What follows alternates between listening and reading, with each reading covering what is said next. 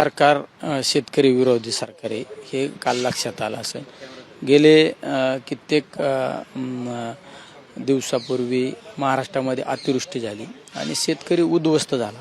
शेतकऱ्याला कुठलीच शेतकऱ्याकडं शिल्लक राहिली नाही. इतक्या मोठ्या प्रमाणात शेतकऱ्याचं नुकसान झालं. फाशी घेण्याची वेळ त्या शेतकऱ्यावर आली.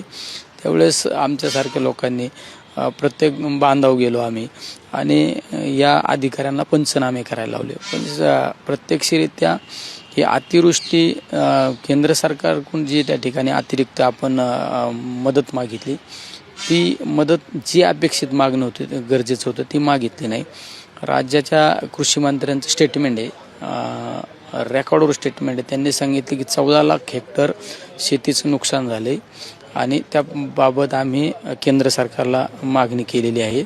आणि काल जर अहवालामध्ये फक्त 1,10,000 हेक्टरचीच नुकसान झालं असं त्या ठिकाणी केंद्र सरकारकडून मागणी केलेली आहे. याचा अर्थ हे सरकारला शेतकऱ्यांचं काही घेणं देणं नाही. मागच्या नगरपालिकेच्या निवडणुकीमध्ये सरकार मग्न झालेलं होतं.